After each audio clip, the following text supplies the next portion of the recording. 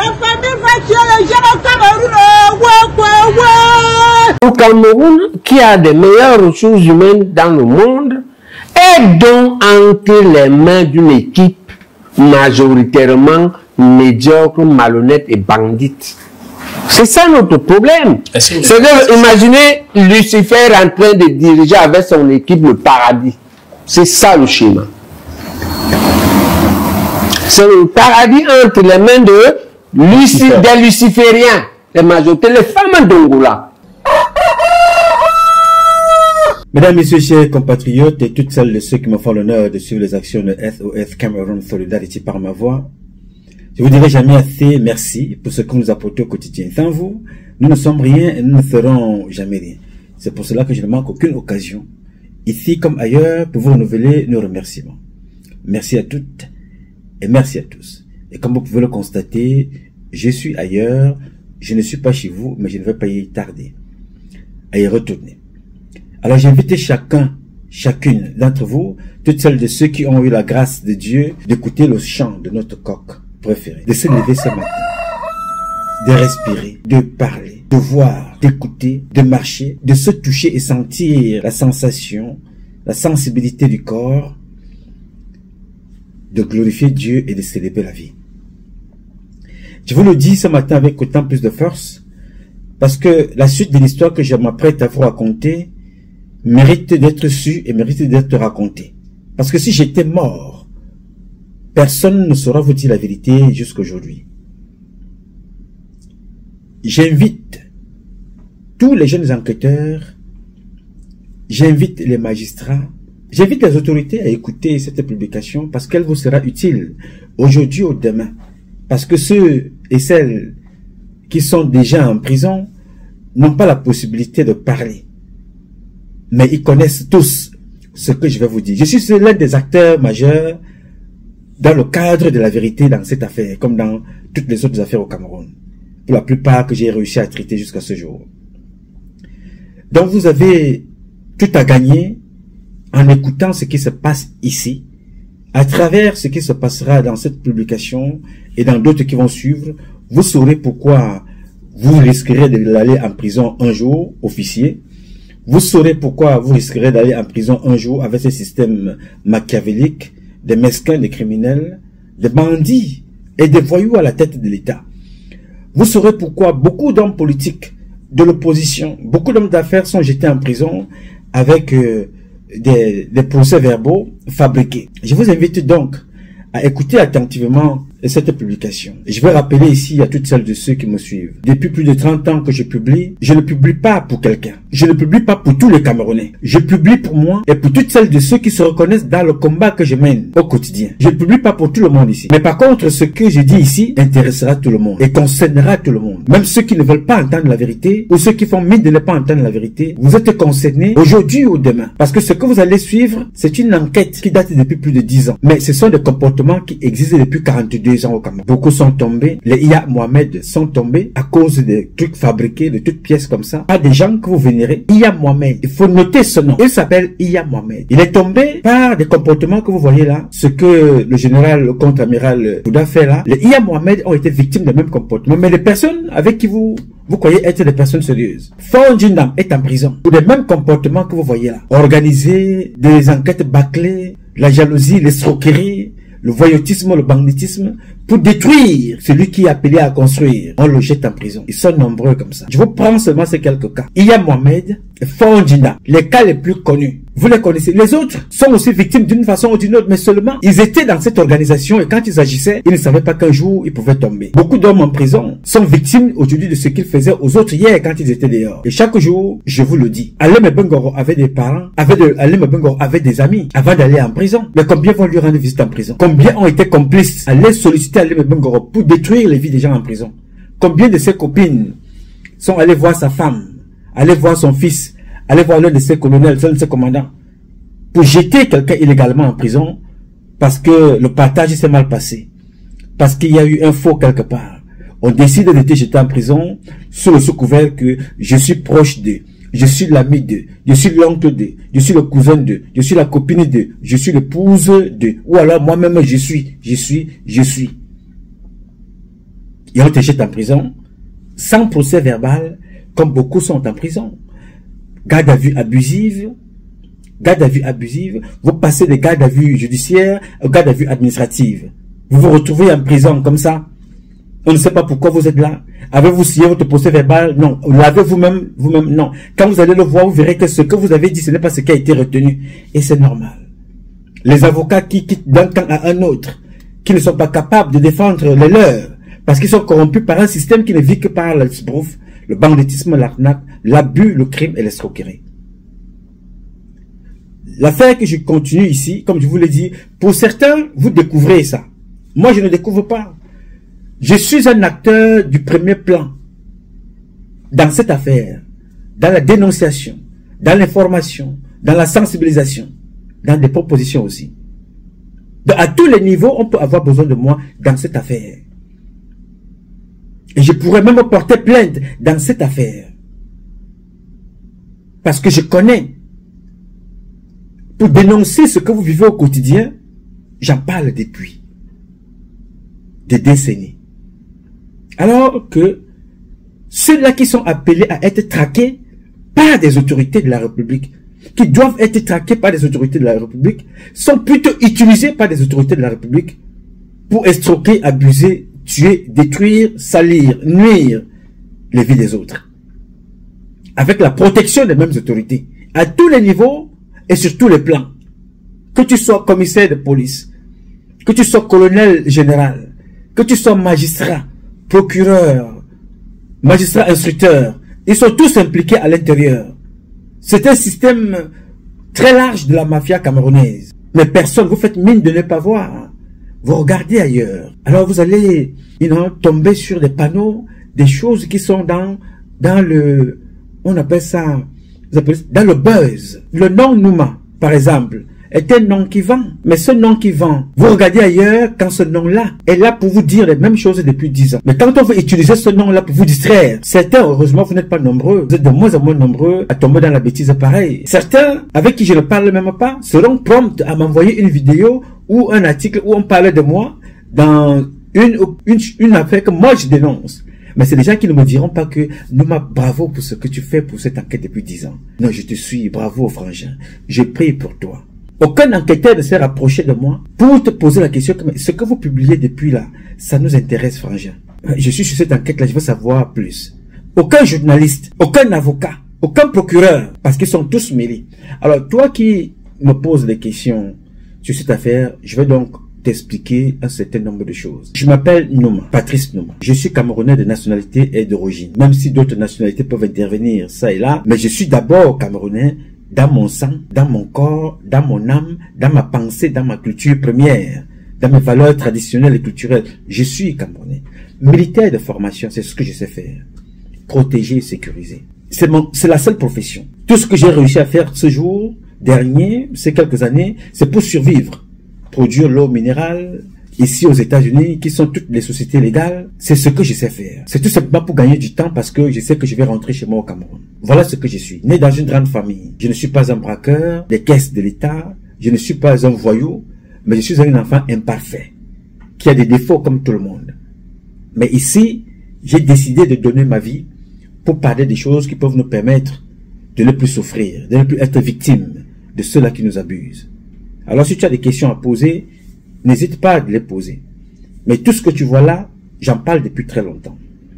Alors parmi les noms que je vais vous donner aujourd'hui, parce que je vais d'abord recommencer à établir les responsabilités, faire le schéma de ce qui suit ici, pour que tu comprennes où est-ce qu'on va. Parce que la plupart des acteurs sont des militaires. On parle des soldats jusqu'aux officiers supérieurs. Et moi, je suis militaire. J'ai été formé en Europe, commençant au Cameroun à Djoum, Ngaoundéré, avant d'aller dans des grandes écoles, l'Académie française. Là, je ne serai jamais assez reconnaissant de m'avoir formé et d'avoir permis que j'emmagasine plus de connaissances pour servir le peuple camerounais. Et ça me donne une certaine éthique, un certain comportement. De ne pas me comporter comme n'importe qui, parce que je me suis mis du côté du peuple, le protéger, le défendre, mourir pour une cause que je crois vraie, mourir pour les autres. Je te fais ce petit résumé pour que tu comprennes où je vais, d'où je viens et qui je suis. Biya, je le connais.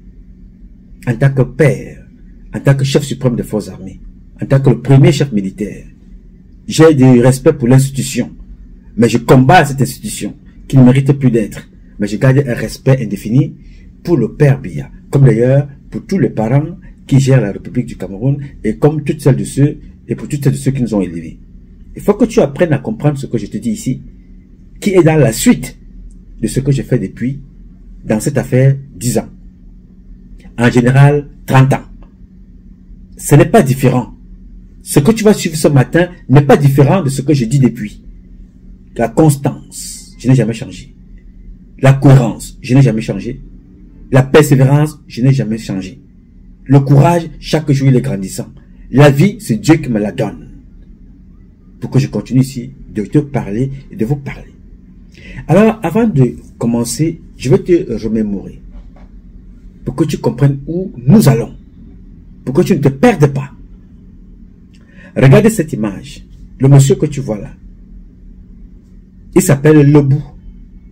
Ce monsieur est en prison. Pourquoi? Il est en prison pour un problème de fichier de solde.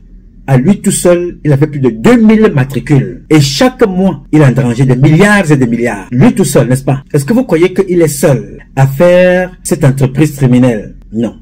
Il n'est pas tout seul. Ils sont nombreux. Mais pour le moment, il est le seul qui se retrouve en prison. Oui, monsieur. Pour le moment, il est le seul qui est en prison. Vous avez oublié parce que vous êtes emporté par le bling-bling et tout ce qui ne vous apporte rien. Il est le seul qui est en prison. On n'en parle pas. Les millions, des milliards, des centaines de millions, plusieurs milliards ont été distraits comme ça. Lebou, il ne s'appelle pas Mobutu.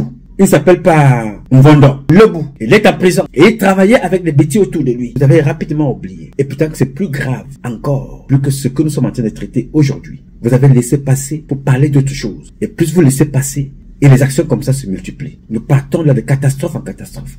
Regardez cette image. Ça s'appelle Sosthène Fouda. Là, c'était notre volet. Vous vous souvenez que les caméras d'une télévision au Cameroun, pour ne pas la citer, mais en la citant, qu'on appelle Vision 4, étaient allés filmer ce monsieur chez lui à la maison. Nu. Pourquoi je vous parle de ça? On avait volé son enfant. Il fallait le faire taire par tous les niveaux. Il fallait l'humilier. N'est-ce pas? On l'a filmé nu, comme on a filmé certains, de l'autre côté, dans la prison à la gendarmerie. Donc, précisément, c'est monsieur Alain Kassi. Donc, cette photo-là, de monsieur Sosthène Fouda, doit vous rappeler du travail que certains médias font au Cameroun. L'humiliation. Cacher la vérité. Réciter, les propos des membres du gouvernement. Je croyais que jusqu'à présent que certains magazines étaient encore vraiment, étaient neutres. J'ai découvert à mes dépens qu'on avait affaire à une entreprise qui a des tentacules dans tous les domaines, y compris le domaine médiatique. Regardez encore cette image. On l'appelle David Teboutou. On l'appelle Patrick Sapak. La même télévision. Des documents falsifiés devant vous. Le nom de David Teboutou. Comment David Teboutou n'arrive pas à écrire son propre nom? Avec des faux papiers. On les a jetés en prison 3 ans. Devant vous, vous avez croisé les bras. Vous avez regardé. Vous avez commenté. Vous avez dit que ce sont des bêtises entre eux. Ce sont des boulots. Mais après eux, ce sont des Bamileke qui ont été jetés en prison avec à leur tête un homme politique. Ce sont les Alain Fogué, qui n'est pas boulot. Neboumissak, qui n'est pas boulot. Pourquoi? Parce que chaque fois, vous avez laissé faire, ça fait la une des journaux, on passe, et ainsi de suite. En attendant qu'on vienne prendre l'un de vôtres, si ce n'est vous-même. Et j'étais en prison. David Teboutou a fait donc 3 ans de prison. Sa prison a été accompagnée et instrumentalisée par les mêmes médias que vous avez vu en spectacle l'autre jour. Personne n'a jamais cherché à creuser l'affaire. Jusqu'aujourd'hui, M. David Teboutou, je ne sais pas s'il est à son 100e procès, renvoyé. Voilà une injustice. Si j'étais au Cameroun, je serais mort depuis. Mais comme je le dis, personne ne peut prendre ma vie. Personne sur cette terre, de membre du gouvernement, ne pourra prendre ma vie. Seul ou celui qui prendra ma vie, c'est parce que Dieu l'aurait accepté. Il aurait dit, mais mon fils, tu as fait ce que tu as fait. Tu as dit ce que tu avais à dire. Viens te reposer et laisse les autres faire. Mais sinon, je serais parti depuis, je n'aurais pas eu la possibilité de vous dire ce que je vais vous dire aujourd'hui. Vous n'aurez pas eu la possibilité de voir ce que vous allez voir aujourd'hui. Et chaque fois, c'est aussi grandissant. On tue vos enfants dans tous les domaines. Regardez cette dernière photo, avant d'entrer dans le vif du sujet. Là, c'est à Tanganakuna. À Tanganakuna. À Tanganakuna. J'étais en prison pour malversation. J'étais en prison pour détournement des biens publics. Il a été jeté en prison. Et il est sorti de prison. Raison pour laquelle on sort de prison, ce monsieur, il a remis le corps du délit. C'est-à-dire qu'il a volé et il a retourné le corps du délit. Les enfants sont en prison pour un sac de riz. Mais quelqu'un qui a volé des milliards est en divagation pour avoir négocié avec ces gens-là. Parce que c'est lui qui avait la signature d'un certain nombre de choses. Aussi longtemps qu'il était en prison, la société ne pouvait pas évoluer. Il a fallu le sortir, qu'il sorte de prison, et pour qu'il s'enfuit par la suite. Alors, ayant constaté, d'après les notes que nous allons lire le moment venu, que c'est un monsieur qui jouait un double jeu, on a remercié d'abord en récupérant son fils. On a dit, on attend la suite. Jusqu'à quand allons-nous laisser des individus avoir, le droit de vivre et de mort sur des créatures de Dieu créateur? Je pose la question. Jusqu'à quand allons-nous laisser des individus, somme toute des dirigeants de notre pays, avoir le pouvoir de vie et de mort sur des êtres humains, des nobles citoyens qui ne demandent qu'à vivre chez eux, sont persécutés? Imaginez moi, Patrice Numa, si je n'étais pas hors du Cameroun, dans un pays comme celui-ci, je serais très longtemps arrêté et tué. Parce que arrêté, j'étais en prison, personne ne pourrait m'empêcher de parler. Mais arrêté et éliminé. Le premier amendement de ce pays, je l'incarne, la liberté, l'expression, de choisir ma religion, de croire ou de ne pas croire, de dire ce que j'ai à dire avec des preuves à l'appui.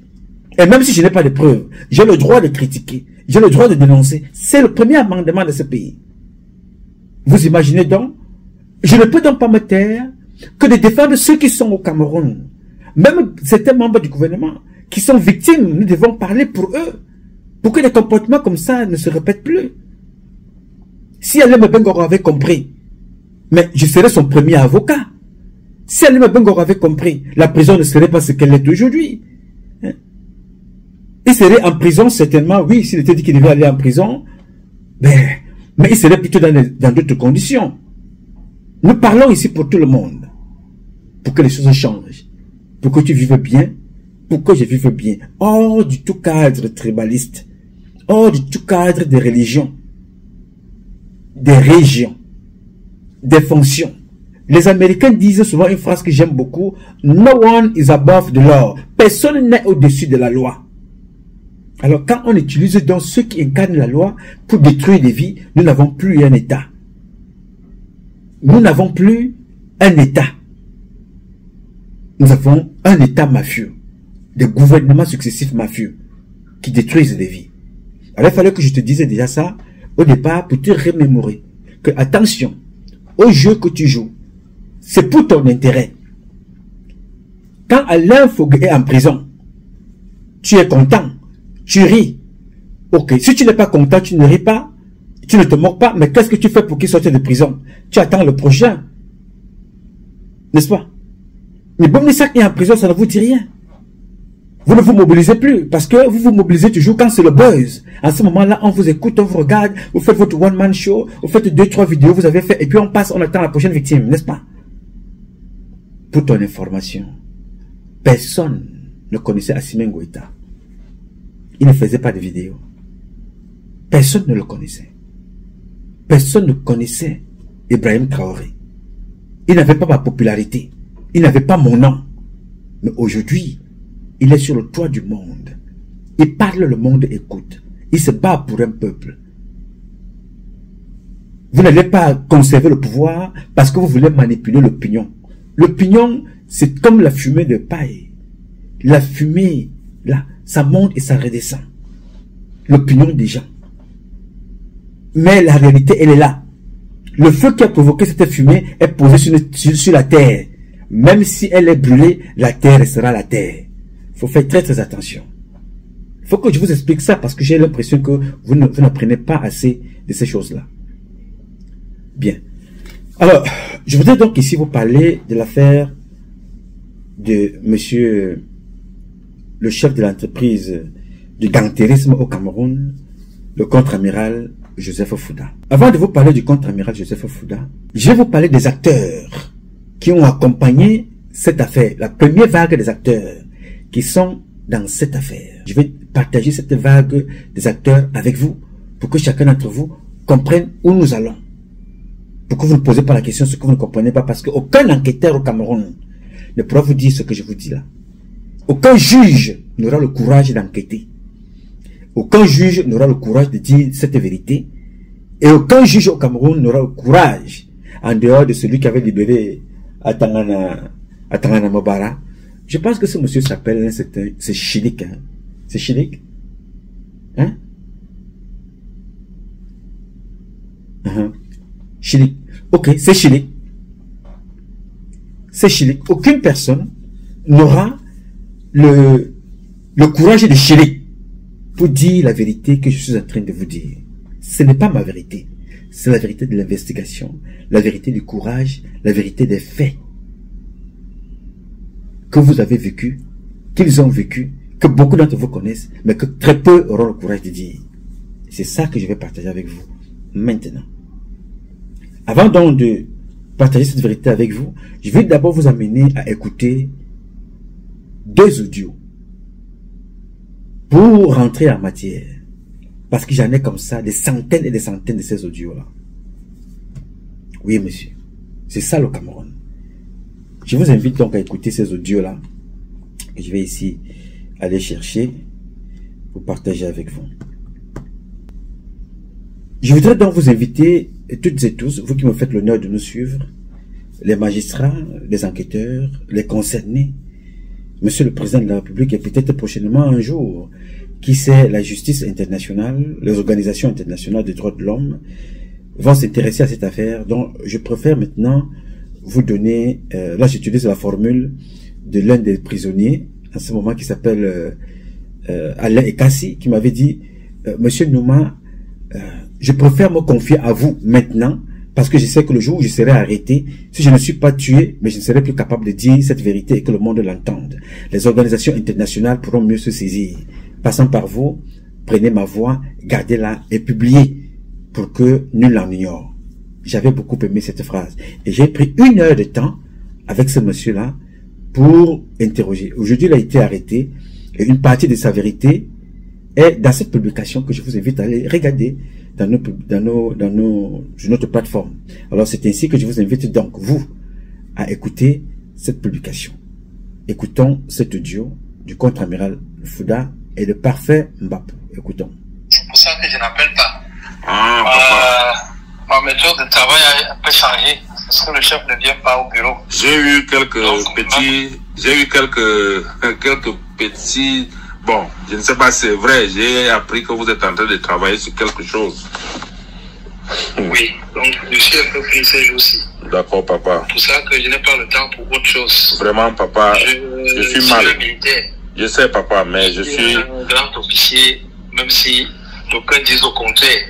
Je sais, papa. Parce que ceux qui sont devenus officiers aujourd'hui, officiers généraux et même officiers supérieurs, beaucoup. Allô? Oui, papa, je dis, papa, je vous comprends. Beaucoup, c'est parce que je l'ai voulu. Oui, le général Melingui l'a dit au colonel dernièrement quand il y a eu la confrontation entre Bialo et lui. Vraiment, papa, croyez-moi, papa, je vous en prie. Ne dites pas que je vous... Le général Melingui ne devait même pas être général. Oui. Il a été général parce que c'est moi qui ai rajouté son nom. C'est pour ça qu'il y avait 11 généraux au lieu de 10. Il a reconnu ça devant le colonel, papa. Excusez-moi, je ne vous prends pas, je ne vous manque pas de respect. Ça me gêne, papa, qu'on en arrive là. Croyez-moi, papa, vous me connaissez bien. Je n'ai pas de problème avec toi. D'accord, papa. aucun problème. Quand je demande de rester tranquille, il faut rester tranquille. Bien reçu. Je sais ce que je fais. Ce n'est pas tout aussi que je peux t'expliquer ou bien que je dois t'expliquer. D'accord, papa. Il faut rester tranquille. J'ai compris, papa. Je sais ce que je fais. D'accord, papa. Et je sais pourquoi je le fais. D'accord, papa. Justement, il y a eu une plainte et les gens se sont appuyés sur la plainte. Je le sais parce que le colonel Haïti m'avait informé. Voilà. Mais d'autres esprits ont saisi le chef de l'État. Ok. Pour cette même affaire. D'accord. Donc, j'étais obligé de choisir le chemin que j'ai choisi. Je comprends maintenant, papa.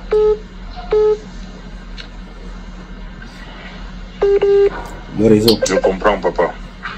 Voilà. Donc, il faut rester tranquille. Pas la gendarmerie ne pouvait pas te garder ni le jeudi, ni le vendredi, parce que ce que j'avais dit, aussi bien à ONU qu'au général Elokobi était très clair.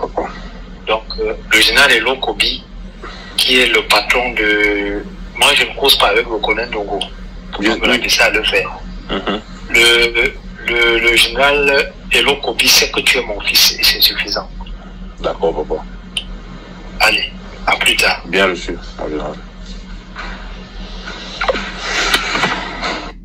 Très bien. Je voudrais donc d'abord entrer dans cette publication avec ce voice que vous avez entendu. Le général Elokobi sait que tu es mon fils. La proximité qu'il y a entre ces deux personnes, que ce soit le général, que ce soit un faux général, mais il faut toujours se poser la question, pourquoi ce faux général, dit-on, ou quelqu'un d'autre qui utilise le nom du général, mais est toujours appelé à opérer, à exécuter ce que dit le faux général. Il vous parle là de nomination. Qu'il a participé, au lieu de 10 généraux qui étaient sur la liste, il y en a eu 11. Il a ajouté le nom de Melingui. Ça se dit là. Je n'étais pas là-bas. Vous n'étiez pas là-bas. À quelque chose, Malais répond, nous apprenons des choses. C'est lui qui a ajouté le nom du général Melingui. Très bien. Mais si c'est donc un faux général, ça veut dire que ce général-là est très puissant, au point de nommer, de faire nommer des généraux. Je vais vous parler d'une autre enquête, d'un autre dossier que j'ai. Ce dossier-là, je l'avais même enlevé chez moi, j'ai même mis ça dans plusieurs clés. Notez bien, le dossier de Trinity Defense Group. Je vous annonce seulement. Les autorités, les plus hautes autorités connaissent ce dossier. Par le même réseau, par le même canal. Ça, c'était en passant. Nous y reviendrons. Vous comprenez avec quel ton cet enfant parle à monsieur le contre-amiral. N'est-ce pas? Il lui dit, je ne suis pas en contact avec Ndongo. Quel est ce faux général qui connaît toutes les autorités? Quel est ce faux général qui appelle tout le monde, qui parle avec tout le monde? Quel est ce faux général que quand il parle, le vrai général exécute? Quel est ce faux contre-amiral? Quand il parle, le vrai contre-amiral, lui, il exécute ce qu'il dit. Il dit, très bien comme vous avez suivi, tu es mon fils. Je ne parle pas avec tout le monde. Mais il me suffit de... Le général Elokobi connaît que tu es mon fils. Je n'ai pas de problème avec toi. Les gens sont allés parler au président de la République de cette affaire. Lesquels gens? Là, nous parlons aujourd'hui de l'enquête de maintenant. Qui les a menés en prison. Mais combien de fois va-t-il utiliser le nom du président? Et parler du nom du président. Souvenez-vous qu'il vous a parlé du président également dans l'enquête qui a été instruite à la police. Pourquoi il a demandé les arrêts de poursuite à la police? La personne qui suivait le dossier là-bas, c'est le commissaire Mova.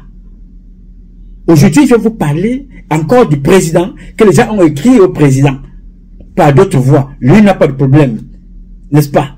Il dit, bon, on ne pouvait pas te garder. Et c'est vrai, Mbapou est allé pour la première fois à la gendarmerie. On l'a entendu, on l'a laissé partir. Et le faux amiral, nous dit-on, vient confirmer ce que le contre-amiral même vrai dit. Le faux amiral parle ce que le contre-amiral vrai ne connaît pas, mais le contre-amiral vient confirmer ce que le faux amiral a dit. Il y a un problème ici. Il y a un problème pour vous, pas pour moi. Moi, la réalité est claire. n'est-ce pas? C'est que le contre-amiral demande qu'on libère Mbapou, qu'il rentre à la maison. Il a appelé à la gendarmerie. Il dit non, vas-y, je t'ai demandé, on ne pouvait pas te garder là-bas. Tu as vu qu'on t'a libéré. Tu es rentré. Et c'est vrai, on l'a libéré, il est rentré. N'est-ce pas? Le général Elokobi, il sait que tu es mon fils. L'autre lui parle, il parle en termes de papa et fils. Oui, papa. Oui, je vous entends, papa. Je ne veux pas vous manquer le respect, papa. Il confirme que, je suis en train de travailler. Le président ne vient pas au bureau tous ces jours-ci. Et c'est vrai. Paul Biya n'est pas au bureau tous les jours. Le conseiller de Paul Biya dit à quelqu'un au quartier que le président ne vient pas au bureau tous les jours. Et c'est sûr, c'est comme ça qu'on retrouve dans les informations de Paul Biya dans la presse. Paul Biya ne travaille pas. Paul Biya est fatigué. Paul Biya est sur chaise roulante. Paul Biya est couché. Paul Biya ne gère pas le dossier. C'est comme ça que ça passe. C'est lui qui parle. Il dit, le patron ne vient pas au travail tous ces jours-ci. Peut-être que tu n'as pas bien compris. Mon frère, ils sont très peu au Cameroun qui peuvent faire le travail que j'ai fait pour vous. Je n'attends rien en retour. Et cette affaire que vous voyez là n'a pas encore commencé. Pour certains d'entre vous. Pour moi, elle est dans la continuité depuis 2010. Ce monsieur qui parle là, et les deux d'ailleurs, ils ont mes voices, que c'est moi qui les envoie. Ils ont mes vidéos que j'envoie toujours parce que la plupart des membres du gouvernement, je parle avec eux en leur donnant toujours des voices. Je les parle avec des voices pour que demain, je vais prendre ces voices-là, leur dire, voici les voices que j'ai mis à votre disposition. Qu'avez-vous fait? Je ne suis pas bête. Je suis un militaire bien formé. Et j'ai choisi un camp. On ne peut pas jouer sur tous les camps. Le camp du peuple. Chaque fois que je veux parler à un ministre, chaque fois que je parle à quelqu'un qui est dans l'entourage de Biya, je dis publiquement ou en privé, enregistre-moi, garde ça, ça te sera toi utile, parce que c'est moi qui parle. Donc peut-être tu n'as pas compris ce qu'a dit le contre-amiral. Avant de continuer sur la suite, vous allez comprendre comment le ton a changé. Je veux t'amener à réécouter encore une fois de plus, toi qui découvres cette affaire. Moi je ne la découvre pas parce que mon enquête est dans la suite. Toi tu la découvres. Pour certains, c'est la fin. Pour d'autres, c'est le début. Moi, c'est la continuité d'une enquête que je mène depuis 10 ans. D'une organisation criminelle. Donc, les autorités ont instruit des enfants à aller escroquer des personnes. Qu'est-ce qui amène le problème? Pour répondre à ta question, le mauvais partage. Et l'envie de tout bouffer, ne pas partager avec les autres. Et vouloir toujours se cacher éternellement derrière le nom du président. C'est ça qui a créé ce que vous voyez là. Vous allez comprendre par la suite. Réécoutez d'abord, ou alors réécoute attentivement la conversation entre les deux. Écoutons. C'est pour ça que je n'appelle pas.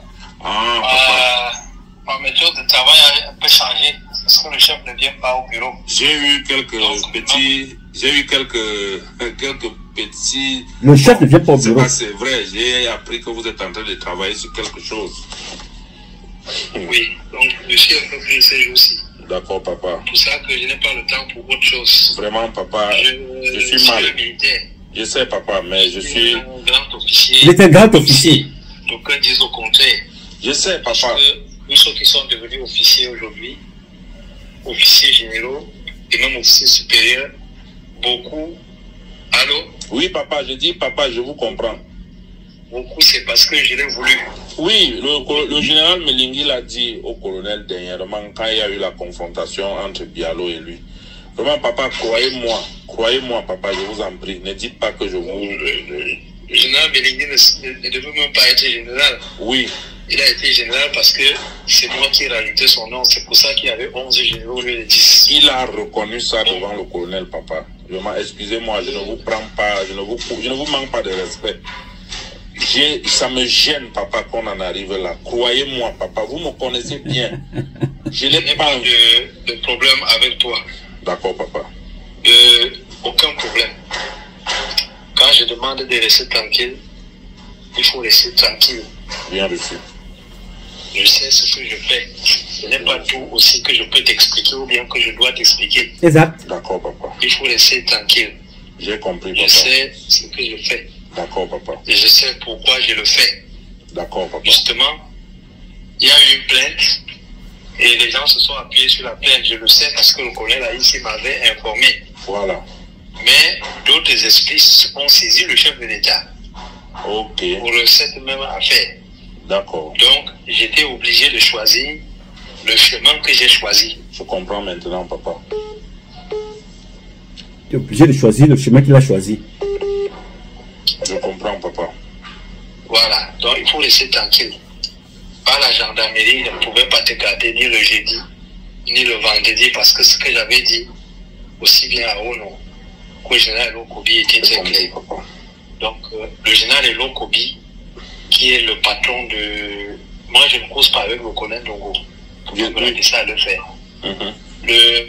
Le général Lokobi sait que tu es mon fils et c'est suffisant. D'accord, papa. Allez, à plus tard. Bien reçu, en général. Très bien. Oh Seigneur, parfois, il y a des jours où je pose la question, pourquoi Dieu m'aime beaucoup? Et je me rends compte que Dieu m'aime parce que j'ai choisi, sans être un enfant parfait, j'ai choisi de lui être utile, en portant la vérité. Ce n'est pas ma vérité. La vérité, c'est beaucoup d'entre vous qui l'écrivent. Vous venez me dire vraiment, fils, Patrice, fils de la République, nous voyons le sacrifice que tu fais pour nous. Quand vous écoutez ça, nous sommes là en République du Cameroun.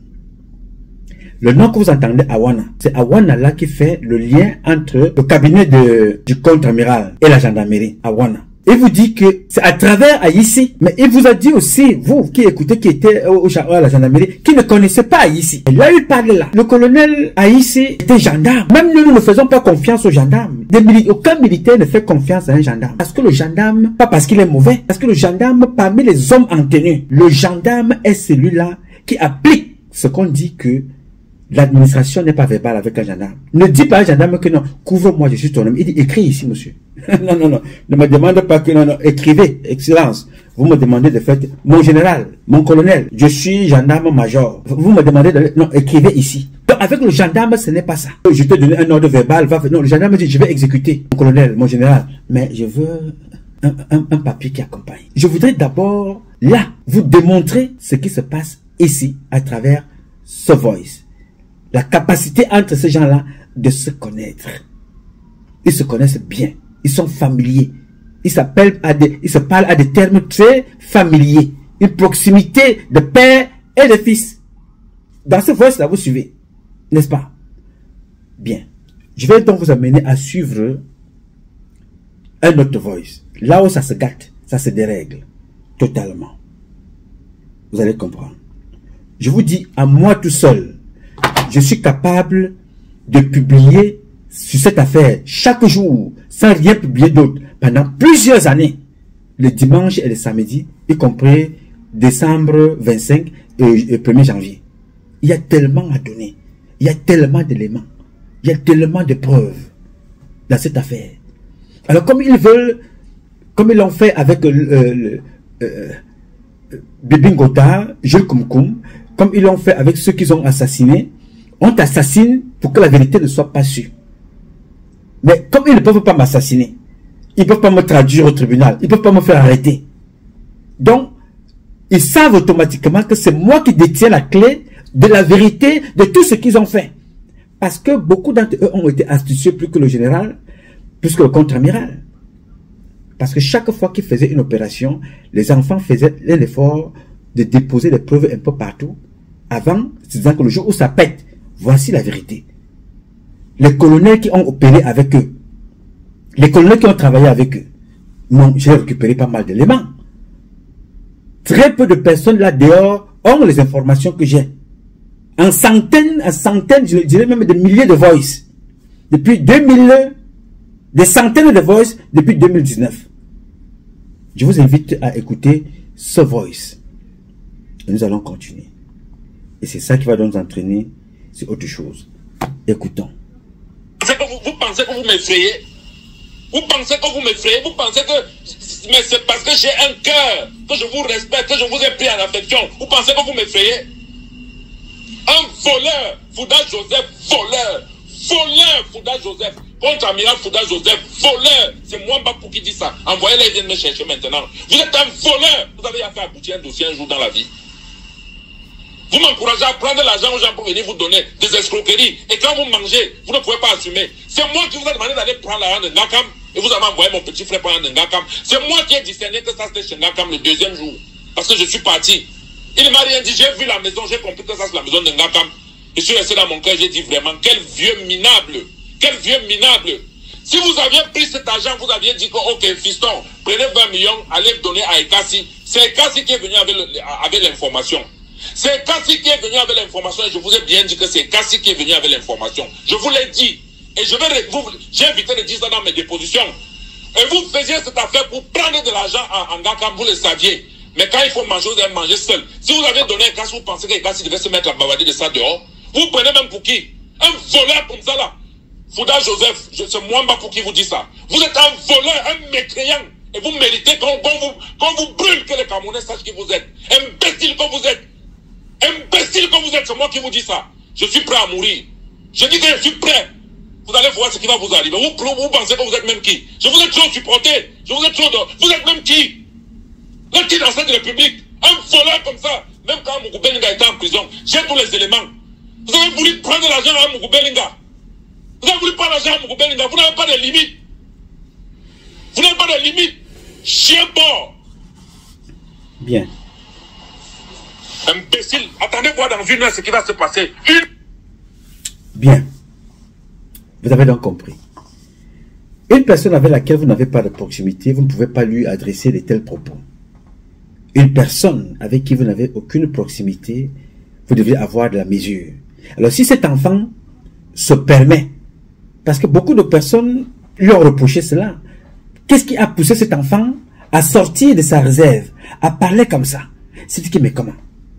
Voilà un monsieur qui a passé tout son temps à me dire que je vais rencontrer le président, à me dire qu'il va me faire évacuer, non, que j'avais fait ceci, que j'avais fait cela. Je passe mon temps à aller escroquer des personnes pour venir lui donner, mais je suis toujours là. Mais chaque fois, le seul montant que je recevais de lui, c'est 1 million de francs. Si j'apporte 500 millions, c'est 1 million de francs. Si j'apporte 10 millions, c'est 1 million de francs. J'apporte 1 milliard, c'est 1 million de francs. J'ai tous ces voices-là. Alors quand vous voyez ce garçon-là parler, c'est dit que mais comment? Trop c'est trop. Nous sommes allés à la police. C'était pour la même chose. Le mauvais partage, le mauvais cœur. Et quand tu veux parler, le contre-amiral te menace. Il dit que le président est au courant. Voilà comment lui-même il dit que je sais ce que j'ai fait. Les gens ont parlé au président, donc j'ai fait semblant de monter cette plainte-là. Non, Aïssi m'a fait ceci, Aïssi m'a dit ceci. Mais de l'autre côté, dès que ça sort, je ne connais pas Aïssi. C'est les gens qui utilisent mon nom. Tous ces gens-là sont des faux. Vous voyez un peu? Je vais donc aller encore un peu plus loin. Les gars, allons un peu plus loin. Je vais d'abord vous donner le nom des acteurs de cette affaire. J'enlève les lunettes de mon ami Augustine pour que je puisse mieux lire. Vous savez, quand tu es un enfant béni comme moi, il faut profiter de ta journée. Alors dans cette affaire, déjà, il faut établir qu'il y a... J'aime bien me boutonner. On ne boutonne pas la veste quand on est assis, mais je me sens toujours bien avec ma veste quand moi je suis assis. Hein. Je ne sais pas pour vous autres, mais je me sens à l'aise quand ma veste est boutonnée. Mais normalement, quand on s'assoit, on doit déboutonner. Pour moi, c'est un réflexe. Je déboutonne, je boutonne, je déboutonne, je boutonne. C'est devenu un réflexe. Je vais parler avec mon épouse. C'est elle qui est... Elle qui se connaît un peu dans la mode. Je vais lui poser la question. Mais qu'est-ce que tu en penses, chérie? Revenons aux choses sérieuses. Il y a donc le contre-amiral impliqué dans l'affaire. Il y a donc le véritable acteur, le chef bandit. Comme d'ailleurs, parce que quelqu'un peut croire que c'est moi qui l'appelle chef bandit. C'est l'un de ses enfants qui l'emploie, son fils qui l'appelle bandit. Joseph Fouda, voleur. C'est dangereux quand on est énervé. Hein. Alors, le contre-amiral Joseph Fouda. Le colonel Atangana Vom, il est retraité. Atangana Vom est retraité. C'est l'homme de main de Ngaka. Il travaille avec Ngaka. Contre-amiral Betty, Atangana Vom, c'est le Betty Punanga de l'Est, de l'autre côté. Alain Ekassi du centre. Mbapou de l'Est. Donald, le petit frère de Mbapou. Nous avons le colonel Aïssi. Il est en fonction en ce moment. C'est un gendarme. Pour le moment, on ne l'entend pas. Mais je ne serai pas surpris, un jour ou l'autre, que j'apprenne que il a été assassiné, qu'on a retrouvé mort, comme le colonel Boutouli. Parce que ce colonel ici, qui est en fonction en ce moment, qui a été comme groupement, il n'y a pas très longtemps, connaît beaucoup de choses. Il a été aussi abusivement utilisé par le contre-amiral Fouda. Donc ça ne m'étonnerait pas qu'on le retrouve mort, comme on a retrouvé Boutouli. Le dossier Boutouli, je l'ai aussi gardé quelque part. Je ne suis pas encore à ce stade-là. On va progressivement. Il y a le colonel Motogo. Le colonel Motogo ne connaît pas cette affaire. Au début. Le colonel Motogo est amené dans cette affaire, pas pour un intérêt quelconque. Il est amené dans cette affaire parce que le colonel Atangana Vom le contacte. Quand celui-ci refuse, quand vous allez comprendre quand je vais vous expliquer dans la suite, vous allez comprendre pourquoi Motogo se retrouve dans cette affaire. Il est contacté par Atangana Vom. Pourquoi? Parce que Atangana Vom veut protéger Ngakam qui est convoqué à la gendarmerie. Ngakam ne se présente pas. Comme Ngakam ne se présente pas, Atangana Vom cherche à entrer en contact avec le contre-amiral. C'est le téléphone qui parle à Yaoundé. C'est les vrais enquêteurs qui sont là où il y a les téléphones, puisque moi, à la maison, j'ai laissé les, tu appelles ça comment, le listing et des relevés de communication. C'est les communications. Pour faire de bon travail, il faut dépenser beaucoup d'argent. Atangana Vom, retraité. Vous vous souvenez que j'ai parlé de lui dans la Fengakam encore. Pour ceux qui suivent, les gars, suivez. Hein? C'est Atangana Vom qui prend donc son courage de contacter le colonel Motogo, qui est retraité. C'est le gars qui a créé les forces spéciales au Cameroun, le colonel Motogo. C'est un esprit en termes de stratégie militaire. C'est un bon. Normalement, voilà le gars qui devait porter général. Mais il a pris sa retraite. Il vit sa vie. Atangana Vom le contacte. Pourquoi Atangana Vom le contacte? Il le contacte parce que Motogo a des contacts, des liens d'amitié, je dirais même d'enfance, avec Joseph Fouda depuis pratiquement des décennies, plusieurs décennies. Mais de temps en temps, parfois ils ne se parlent pas, parfois ils ne se communiquent pas. Tu comprends? Donc, colonel Atangana Vom ne sait pas ça. Il contacte donc ce monsieur, Motogo. Motogo contacte son ami. Et c'est donc Motogo qui le met en contact Ngakam et le contre-amiral Fouda. C'est le colonel Motogo qui les met en contact. Il ne connaît pas ce qu'ils veulent traiter. Et c'est après qu'il est au courant de ce qui se passe. S'ils ont traité beaucoup de choses, par la suite, je vous dirai, pour le moment, les investigations continuent. Je vous donne d'abord là le squelette de tous ceux qui ont contribué de façon directe, annexe, connexe et indirecte. Poursuivons. Il y a Martin Savon, en ce moment incarcéré à la prison. Il y a le capitaine Mengwem. Il y a le colonel Otoulou, qui est déjà impliqué dans une autre affaire, toujours avec le même Ngakam, d'une histoire de 25 millions. Patrice, pourquoi tu es né, mon petit? C'est Dieu qui t'a créé. Donc fais seulement ce que Dieu te demande de faire. Parle au nom de ses fils et de ses créatures, avec des preuves à l'appui. N'invente rien, Patrice. S'il te plaît. Tu t'appelles Freeman. Il faut que j'adopte même ce nom-là. Patrice Freeman. J'aime bien. Patrice, l'homme libre.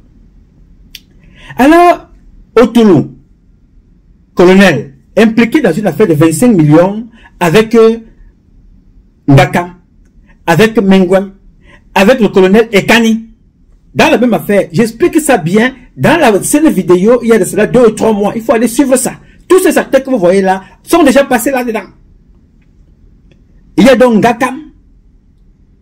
Enfin, 99% de ces gens sont des bêtis. 99, je n'ai pas dit 100%, sont des bêtis.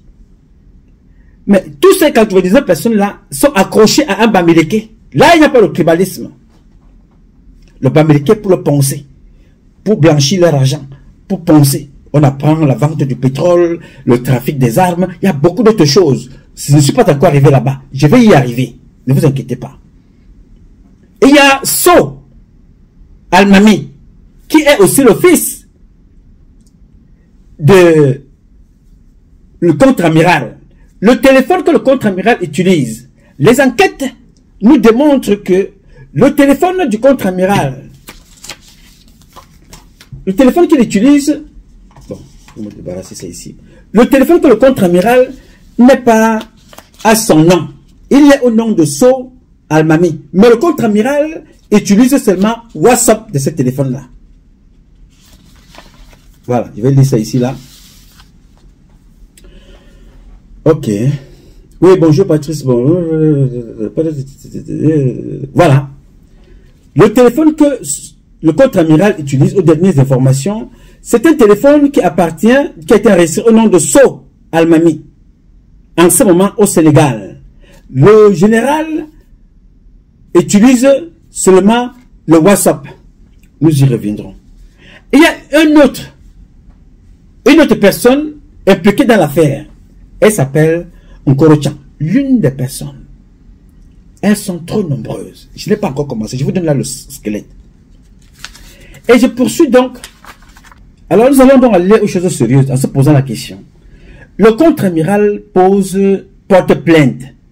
Contre qui? Parce qu'il y en a plusieurs qui sont en prison. Mais qui ne se connaissent pas. Il y a une femme qui est là-dedans. Elle est docteur. Elle enseigne dans l'école des armées. Elle enseigne des militaires. Elle ne connaît pas tous les autres. Tous les autres ne la connaissent pas. Mais on les inculpe pour la même chose. On ne comprend pas. Le contre-amiral porte plainte contre qui exactement? Le contre-amiral Joseph Fouda porte plainte à qui? Et ce n'est pas le contre-amiral qui a rédigé la plainte. Qui a rédigé la plainte du contre-amiral? Qui a rédigé la plainte qui a été posée? Vous posez cette question-là, mais elle semble être, une question banale. Mais elle est importante pour la suite de l'affaire. Le contre-amiral, comment a-t-il reçu la plainte? Ces questions-là sont importantes. Je veux donc vous raconter. La première plainte qui est portée contre Ngakam et Savam. Ngakam et Savam. Dans l'enquête, le procureur, dans l'enquête, le contre-amiral dit que il a appris dans les réseaux sociaux qu'on utilisait son nom, que les gens utilisent son nom pour anarquer. C'est ce qu'il dit, n'est-ce pas?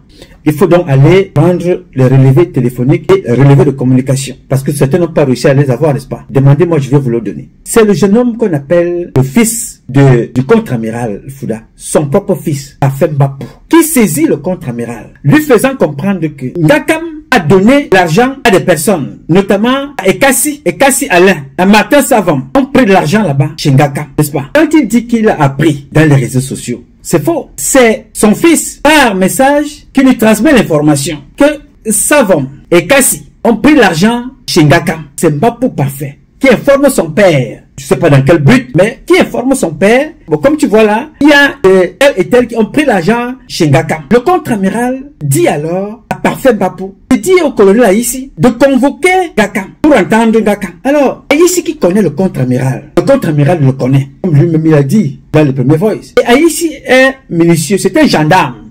Mon ami, les plus dangereux dans les forces armées sont les gendarmes. Les gendarmes, il ne faut pas faire confiance. Pas qu'ils sont méchants, mais ils sont précautionneux. Ils prennent beaucoup de précautions. Il ne va pas faire quelque chose comme ça. Pour rien. Sans les écrits.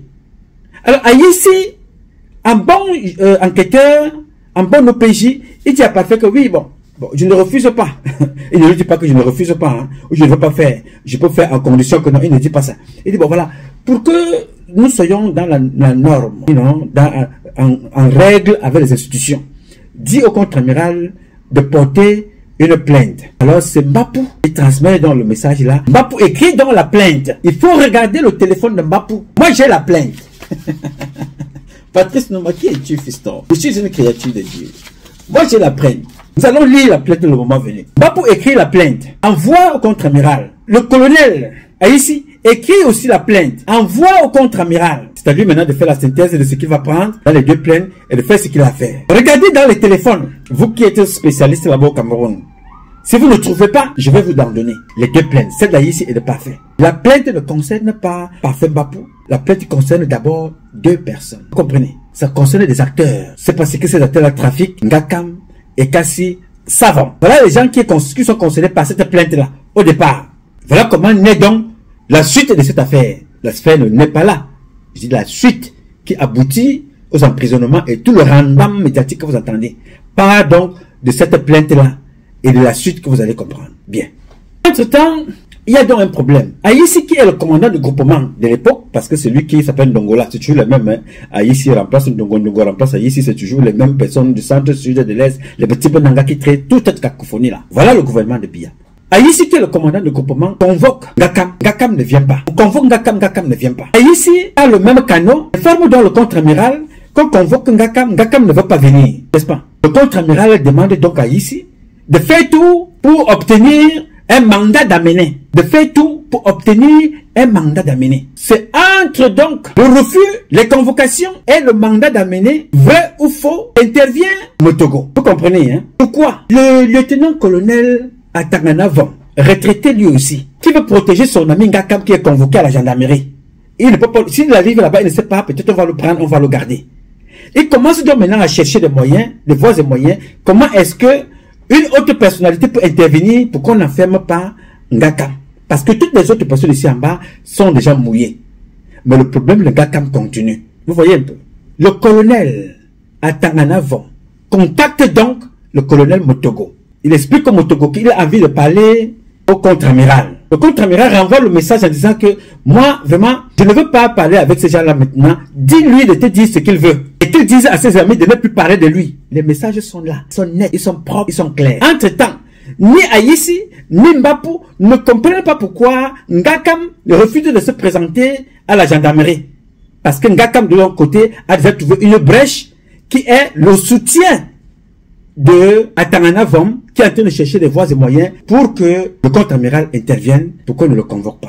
Voilà pourquoi Ngakam ne se présente pas. Et c'est Motogo, innocemment, comme ça, me met donc en contact avec le contre-amiral. Rentre donc en contact avec le contre-amiral. Entre-temps, nous dit-on, il y a un mandat d'amener qui a été établi pour un mandat d'interdiction de sortie du territoire. Parce que c'est plus facile pour eux, dès que tu as un problème, interdiction de sortie du territoire, comme ils en ont fait d'ailleurs, et pas mal d'autres. Le mandat d'amener est donc établi. Ngakam finit par se présenter à la gendarmerie. Mais le contre-amiral dit à Aïssi que quand Ngakam va arriver là-bas, appelle-moi et passe-lui le téléphone, je parle avec lui. C'est ce qui fut fait. Ngakam finit par se présenter à la gendarmerie. Il est entendu, non? Et puis, il repart. Après donc le départ de Ngakam, après son édition, le colonel Aïssi, gendarmerie, dans ses précautions, allait entendre Savom, qui est impliqué dans cette affaire et qui est concerné dans la plainte. Savom refuse de se faire auditionner. Refuse. Il dit qu'il ne va pas se faire auditionner. Alors, il refuse de se faire auditionner. L'enquêteur principal, le commandant de groupement de l'époque, qui s'appelle Aïssi, décide donc maintenant de faire intervenir un mandat d'amener, passant par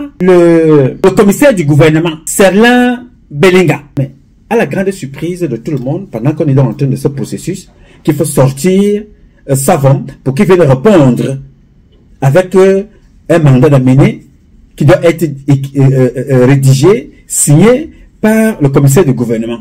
À la grande surprise de tout le monde, le contre-amiral, une fois de plus, demande l'arrêt de poursuite contre Ngakam.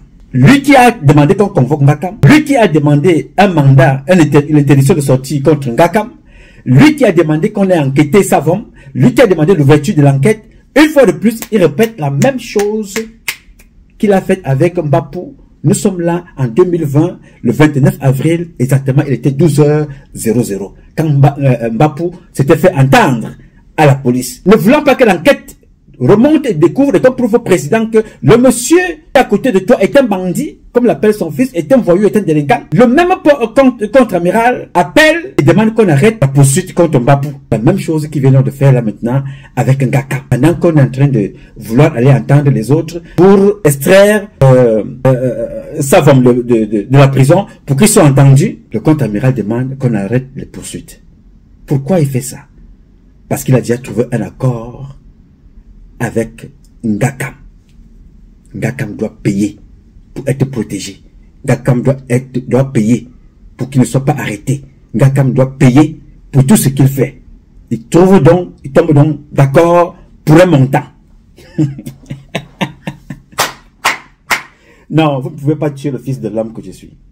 Les Camerounais doivent savoir la vérité et que nous sommes dirigés par une association de mafieux. La vérité, c'est comme les fesses. tu finis par t'asseoir avec. Moi, je ne peux pas être assassiné Martinez Zogo. Jamais. Parce que tu connais la vérité, on te tue. Je ne peux pas être assassiné comme Ernest Wandi. Je ne veux pas être assassiné comme mes parents, mes ancêtres qui se battaient. Parce qu'ils se battaient pour être libres. On les tuait comme Semengue les assassinait. Non, moi, je ne ferai pas de cette liste-là. Je partirai un jour, mais ayant laissé une histoire. Un enfant imparfait, indigné, mais qui s'était engagé sur le chemin de la vérité pour la libération de son peuple.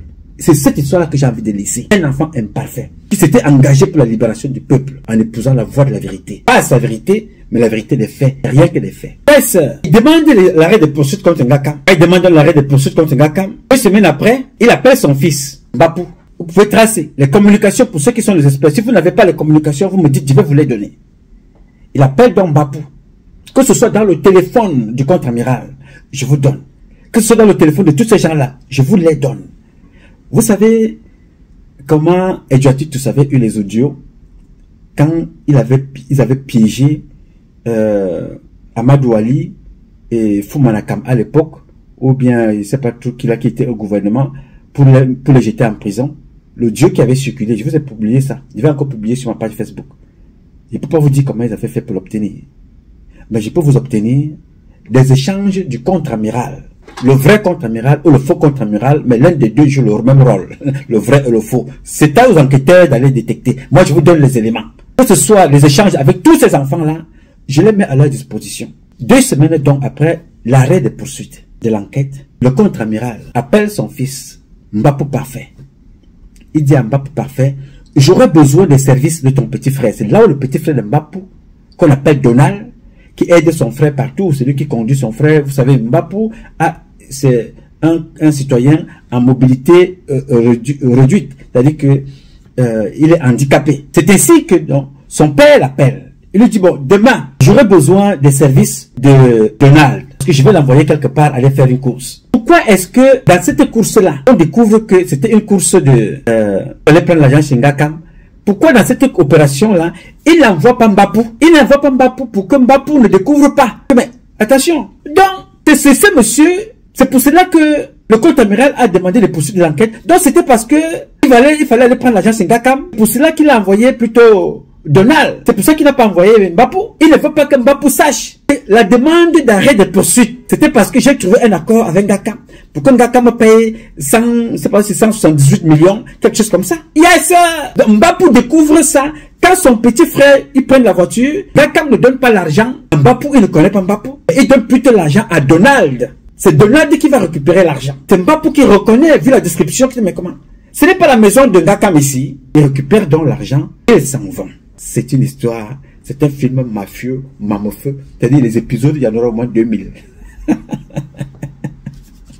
Ils vont donc aller prendre le vendredi 45 millions, n'est-ce pas? Ils vont envoyer 10 au Sénégal. Il reste 35 millions. Tout ça se passe le vendredi. Yeah, le vendredi. Le lundi, ils vont partir encore. Prendre 65 millions. Yes, sir. Ils y vont, tout ça se passe le vendredi. Vendredi, ils y vont, ils prennent 45 millions. Ils envoient 10 millions à Dakar. Le petit Donald repart. Le lundi, il prend 65 millions. C'est là où le contre-amiral lui donne un numéro de compte dans lequel et par lequel il va transférer cet argent-là dans un numéro de compte à partir de African First Bank. Je vous donne le numéro de compte. Le travail que devait faire la gendarmerie. Le colonel Askoui Ndongo. Le colonel Waya Waya. Le colonel pédagiste. Le colonel imposteur de son grade. C'est ce qu'il devait commencer par chercher. Ces enfants sont des escrocs. Une organisation criminelle. Mais dirigée par un contre-amiral. Mais qui doit chercher qui est le vrai, qui est le faux contre-amiral, ou alors le vrai faux contre-amiral qui joue les deux rôles,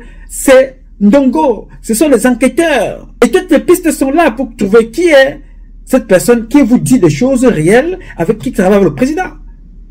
Alors, voici le numéro de compte. Mes chers amis, le compte bancaire est là. Moi qui suis ici, j'ai le numéro de compte. Prenez le crayon, notez. Donc, prends le crayon, notez. Sergent, c'est qui? Sergent Bellinga, commissaire du gouvernement. Prends le crayon, note ce que je vais te donner ici. Lieutenant-colonel, juge d'instruction. Prenez et notez. Parce que c'est un procès, c'est une enquête longue et courte en même temps. Dans les épisodes, je vais vous aider.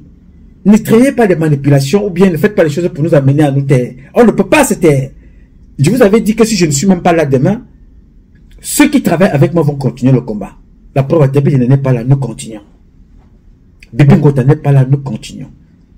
Et nous allons continuer comme ça jusqu'à confier un Cameroun meilleur à vivre aux prochaines générations. Voici là où ces enfants sont allés prendre, sont allés déposer l'argent qui leur a été donné. Donc, il y a eu 45 millions qui ont été pris. Ils ont envoyé 10 millions au Sénégal. Les preuves sont aussi là. Il restait les 65 millions, ils sont allés prendre, plus les 35 millions qui restaient. Ça fait 100 millions. Ils sont donc allés à Afriland First Bank, à la demande de ce contre-amiral, vrai ou faux contre-amiral, qui joue les deux rôles. C'est à l'enquête de vous le démontrer. Voici le numéro du compte.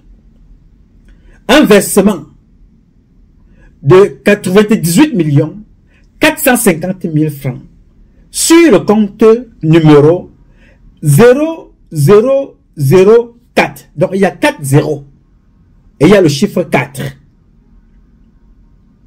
Alors on suit par 07 et un autre 07 10 35 04 114. Je reprends, il faut noter ça. Tous les comptes là.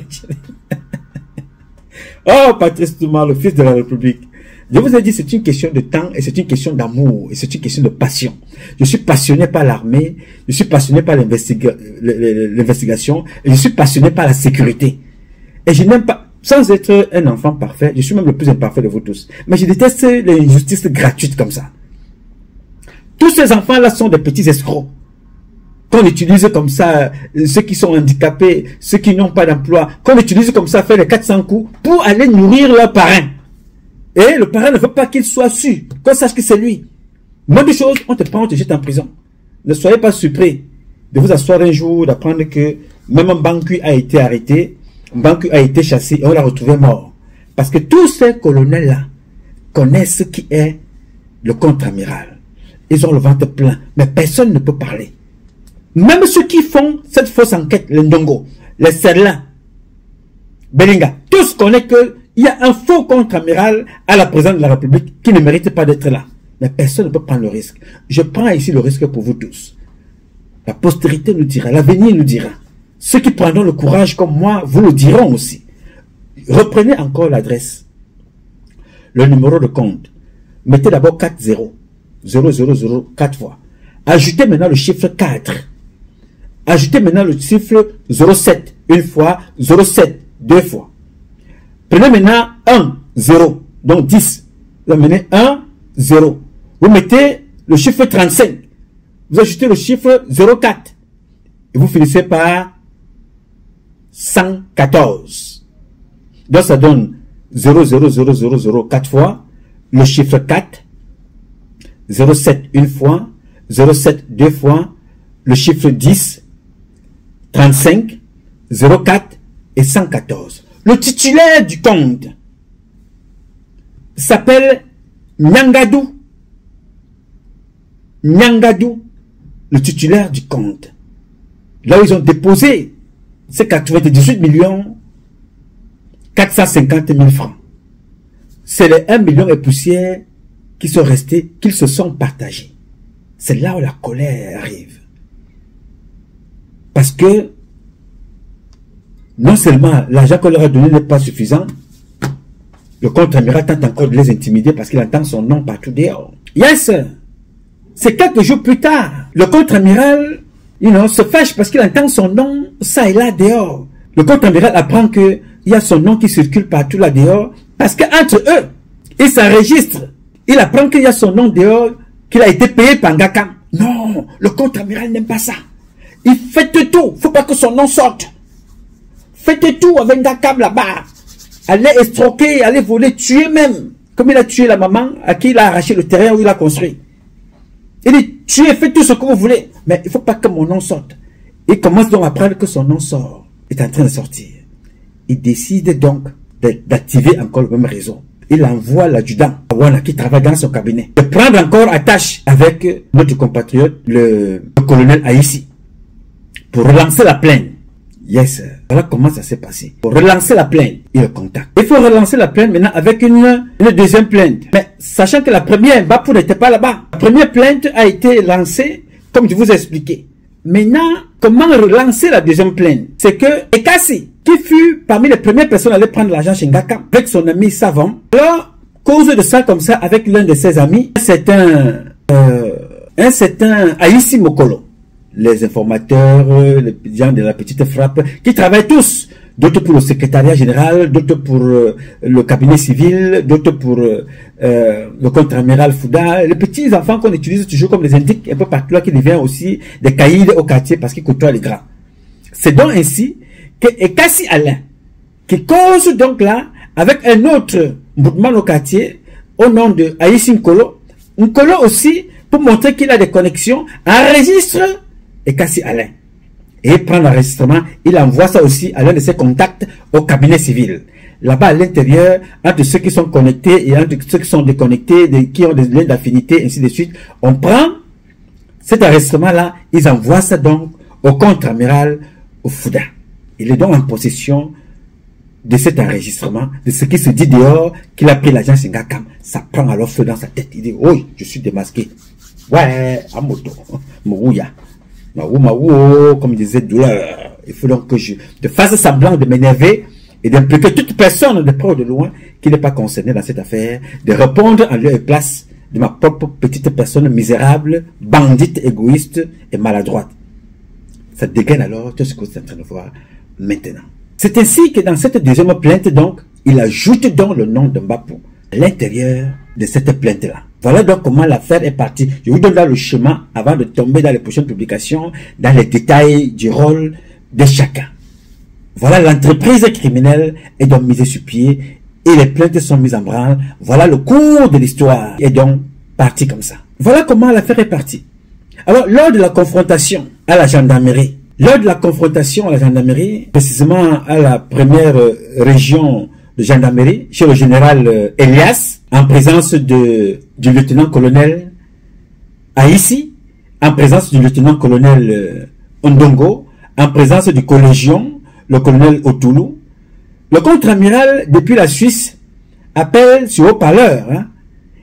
Il dit qu'il n'a jamais échangé avec Haïssi au téléphone. Il ne connaît pas le colonel Haïssi. Il dit qu'il n'a jamais échangé sur WhatsApp avec le colonel Haïssi. Il dit avoir joint le colonel Haïssi par le fixe de son bureau. Ce qui est bien évidemment faux. Vous avez écouté lui-même dans les audios. Vous avez écouté, vous ne l'avez pas encore vu, dans le listing que j'ai, on voit très bien les communications. On voit très bien les contacts. On voit des messages. Le même numéro de téléphone. Bon, je vais revenir sur le procureur. Il y a notre petit là, à Ezeka, le procureur Mbarga. Et le procureur Mbarga. C'est toujours pour vous dire à quel point le contre-amiral était roublard. C'est toujours Mbapou qui est le mauvais, le plus mauvais parmi eux. Mais c'est toujours Mbapou qui met Mbarga, le procureur Betty encore, des Eka, en contact avec le contre-amiral. Celui-là, ces dossiers sont là. Je ne vous dis rien sans preuve. Je vais revenir à partir des Eka, à partir de Yaoundé, à partir de leur business. Vous allez comprendre que ce Cameroun, depuis 1982, n'a jamais été gouverné. Je ne sais pas, peut-être Paul Biya paye son karma, peut-être Paul Biya est en train de payer quelque chose, je ne sais pas. Je ne peux pas vous expliquer. Mais la situation est très grave. On va compter sur qui? Là, c'est le summary. Summary. Juste une image, le squelette que je suis en train de vous présenter. On n'est pas encore entré dans ce qui s'est passé parce que tous les gens à qui le contre-amiral, par le biais de son organisation criminelle, de ses enfants qu'il a gâtés et détruit des vies, a pris de l'argent. Les sénateurs, les députés, les maires, les gouverneurs, les ministres, les officiers supérieurs. Je vais donner la liste. Vous allez comprendre. Voilà des éléments qui permettent à un bon enquêteur des indices, le compte bancaire, le numéro de téléphone, les éditions, la confrontation, opposer les gens contre leur dire et leur contredire. Les opposer pour que chacun dise la vérité.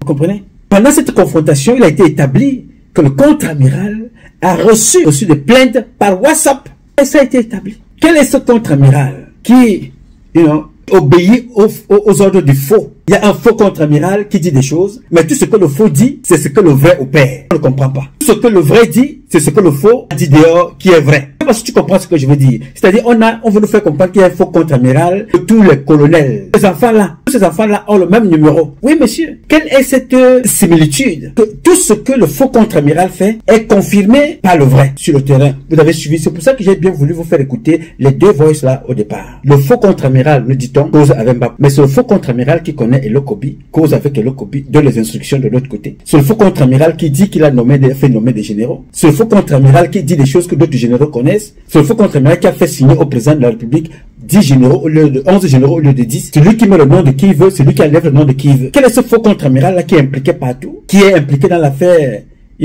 Trinity Defense Group? Je ne veux pas en parler pour le moment, mais je vais y arriver. Voilà le même faux contre-amiral qui est partout. Et à tous les niveaux. Mais il y a donc un problème. S'il y a donc un faux contre-amiral qui est capable de peser sur les nominations, ça veut dire que le président n'a jamais été en sécurité dans ce pays. Et pour avoir su toutes ces informations, il faut détruire nos mains. Moi, je ne fais pas mes publications pour attendre une nomination. Je ne fais pas mes publications pour le peuple camerounais. Non.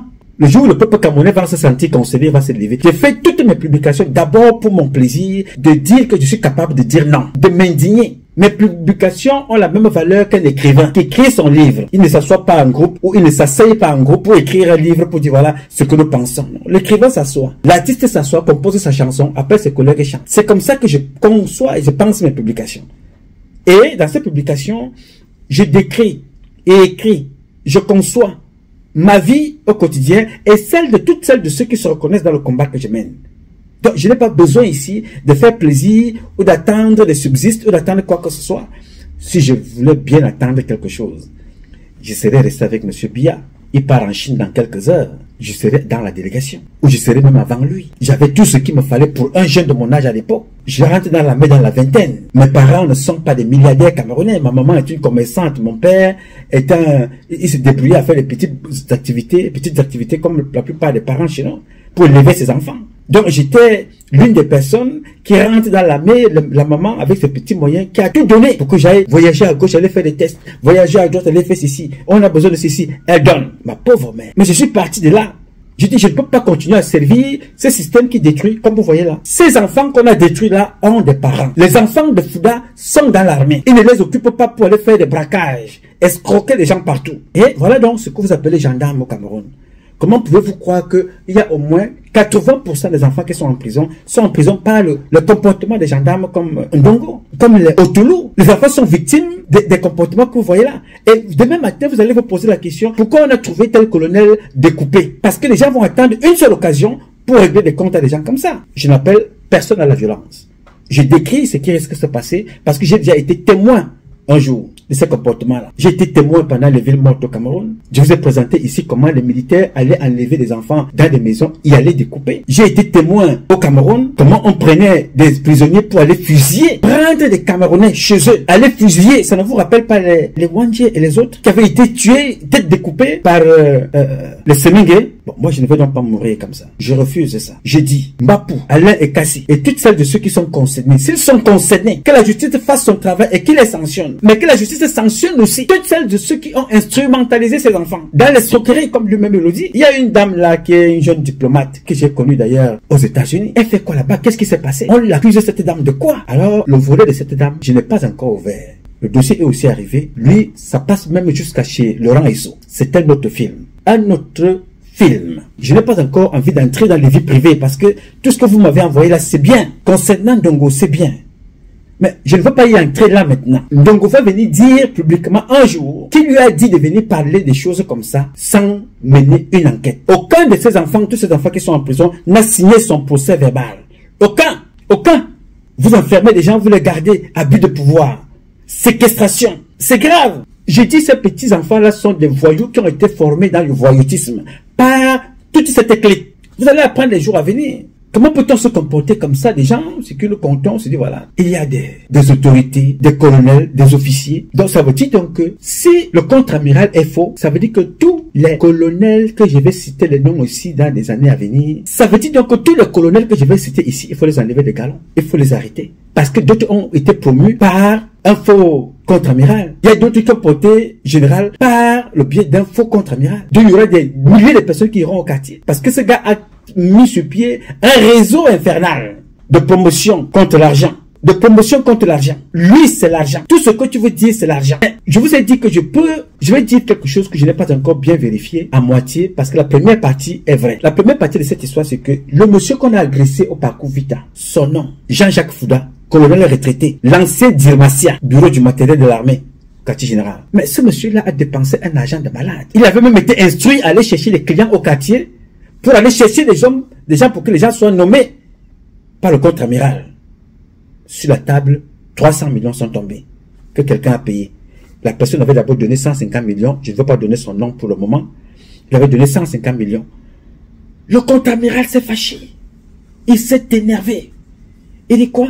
Vous vous prenez pour qui? Vous prenez les engagements de faire quelque chose, maintenant vous venez donner 150 millions, vous allez finir avec... Le gars a fini l'argent, 300 millions. Le gars attend le poste n'arrive pas. Quand le gars écrit maintenant au secrétariat général, c'est pour ça que vous voyez que les gens ont des dossiers contre Ferdinand Gongo. Ferdinand Gongo a aussi des dossiers contre ces gens-là. Le type a écrit à Ferdinand Gongo pour dire que voilà la situation. On prend dans la lettre, on envoie là-bas au cabinet du président de la République. Fouda Joseph court encore rapidement. Il va dire au président que il y a quelqu'un qui est au quartier, qui utilise son nom. Il dit qu'il est le petit frère du contre-amiral. Quel est le nom? Il donne le nom du colonel Fouda Jean-Jacques. Voilà comment Fouda Jean-Jacques perd son poste d'Irmacia à cause du général Fouda, contre-amiral Fouda. Est-il encore faux? Alors quand vous apprenez que monsieur Fouda Jean-Jacques a été agressé là-bas au parcours Vita, au point où on l'a assommé un coup sur la tête, au niveau de la nuque, il a suivi une opération en urgence. On nous a dit que c'est un fou qui traîne souvent là-bas. C'est aussi un gars étonné. Le contre-amiral est un gars bêtis. Joseph Fouda est bêtis, lui-même, contre-amiral. Jean-Jacques Fouda, ancien Dirmacia colonel, il est bêtis. Le fou qui a assommé est bêtis. Le ministre de la Défense est bêtis. Ceux qui sont impliqués dans cette affaire sont les bêtis en majorité. L'enquêteur est bêtis. Le commissaire du gouvernement, il est bêtis. Voilà donc le concours. Mais tous ceux que je vous ai cités là sont vrais. Sauf le contre-amiral qui donne les instructions qui est faux. Est-ce que ça fait sens? Je me pose donc la question, est-ce que cette agression qui a eu lieu de l'autre côté là-bas, au parcours Vita, n'était pas une agression qui a été organisée par le même faux et vrai contre-amiral qui joue les deux rôles lui-même? Cette question, c'est à Serlin Belinga, c'est un Ndongo, de répondre à ces questions-là un jour. Je vous dis mes frères, sans prétention, vous risquerez un jour, publiquement, d'être humilié pour avoir trahi le peuple camerounais qui a reposé sa justice entre vos mains. Ce que vous faites est très grave. J'ai pas toute la vérité. J'ai au moins 80% de la vérité avec les preuves que j'ai dans cette affaire depuis 10 ans. Si vous êtes donc intelligent également, allez chercher mes voices, parce que j'ai parlé au contre-amiral. Je lui ai envoyé des voices pour dire mon contre-amiral, vraiment ce n'est pas digne de vous. Ce n'est pas digne de l'armée. Ce n'est pas digne de celui qui travaille aux côtés du président. De se retrouver dans des comportements comme ça. Arrêtez-moi ça. Je vous parle, votre fils. Arrêtez ça, ce n'est pas digne. Et c'est moi qui dénonce ça depuis 10 ans. C'est moi qui suis encore. Mais ce qui est bien, c'est parce que Dieu est vivant. Dieu ne mourra jamais. Et à travers moi, Dieu manifeste sa puissance en nous donnant le souffle de venir dire ce que les autres ont voulu cacher. Allez lire ce que dit ce garçon. Il faut aller lire ce qu'il dit. J'ai besoin de temps, il faut aller lire. Ce qui me chagrine, ce n'est pas l'attitude de ceux qui nous gouvernent. On peut même les comprendre. Ils se battent pour faire perdurer le système qui les nourrit. Ce qui est incompréhensible, c'est ce petit peuple misérable qui vit toutes sortes d'injustices et qui s'en accommode. Il trouve même les arguments pour soutenir les bourreaux. Et le peu d'énergie qui lui reste, il l'oriente contre d'autres victimes du système. Ça me dépasse. Je pense que tout ça relève de la psychiatrie. C'est trop fort. Ce Dieu fils s'appelle Jean-Bruno Tagny. Voilà donc ce qui se passe aujourd'hui. Avec beaucoup d'entre vous, au lieu de se redresser et se dire Alain Foguet, le Boumnissac et beaucoup d'autres qui ont été tués, Lebou est en prison. C'est le même comportement que ces enfants-là ont vécu. Mais on prend toujours un parmi vous. On décide de sacrifier. Et vous tombez là-dessus comme ça, paf, vous commencez aussi. Personne ne fera ça avec moi. Personne. Que tu sois Betty, que tu sois Bamileke, Aranker. Je classe et j'avance. La vérité est là-bas devant. La vérité, c'est dans la prochaine minute, la prochaine heure, le lendemain. Aussi longtemps que Dieu nous donne la vie, on la découvrira. Mais gare à toi, frangine. Gare à toi, frangin. Si tu as contribué à cette entreprise criminelle, à faire jeter tes frères en prison, à faire jeter tes frères à la vindicte populaire, à faire mentir sur tes frères, parce que tu veux des vues, parce que tu veux te faire voir, la vérité te rattrapera. Et tu paieras. Il n'y aura pas de fait que un Ben Betty, il fait ça parce que vraiment, il est jaloux de ses frères. Non, je suis victime parce que non, je suis un gars Betty. Non, je suis victime parce que je suis Bamileke. Non, pour le moment, vous êtes tous dans la même sauce. Les Betty se sont retrouvés autour d'un Bamileke qui gère leur bien, fait le dispatching. Les Betty s'entretuent entre eux autour d'un Bamileke. Là, la sauce gombo du tribalisme a un goût maniakama bobé. Mais quand les sanctions vont aussi tomber, en ce moment-là, vous allez retrouver les repères du tribalisme. Vous allez commencer à chercher. Oui, monsieur. Bon, moi, je ne fais pas donc, je ne mangerai pas cette sauce-là. Parce que je la combats depuis très longtemps. Restons imparfaits parce que personne ne sera parfait. Mais allons dans le sens de la vérité et la justice pour nous tous. Sanctionnez Mbapou s'il est complice, s'il est acteur. Lui-même, il a dit qu'il va escroquer. Il faut qu'il soit sanctionné. N'est-ce pas? Mais cherchez aussi les auteurs. On ne peut pas sanctionner le voleur et on connaît les receleurs. On ne peut pas sanctionner les mafieux sans connaître, sans en laissant des parrains. Il faut aller les chercher. La liste n'a pas encore commencé. Je vous ai dit, ne soyez pas surpris que un jour on se rapproche de, que ces gens-là se rapprochent de Mankui, qui est le patron du renseignement au Cameroun, qui est obligé de connaître toutes les mauvaises choses qui se passent. Et qui est obligé aussi de connaître toutes les bonnes choses qui se passent. Et donc il connaît toutes les bonnes et les mauvaises choses de cette affaire. Il connaît. Mais comme le ventre d'un chef ne peut pas parler n'importe comment, si un jour ou l'autre, pour que la vérité ne sorte pas de son côté, on va l'éliminer, on va le descendre de son poste, ou alors vous avez le choix, le tuer, le chasser, faire de lui général pour qu'il se taise à jamais, ou alors le tuer pour qu'il se taise à jamais, ou alors l'effacer, le chasser de son poste.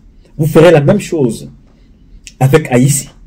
Vous ferez la même chose avec tous les officiers généraux, tous les officiers supérieurs. Mais vous ne ferez pas la même chose avec tous les Camerounais. En tout cas pas moi. Rassurez-vous, je vivrai longtemps. Et nous arrivons au Cameroun. Alors préparons-nous tous à lire et à dire cette vérité le moment venu. Là, ce n'était qu'un aperçu pour vous montrer comment ça a fonctionné.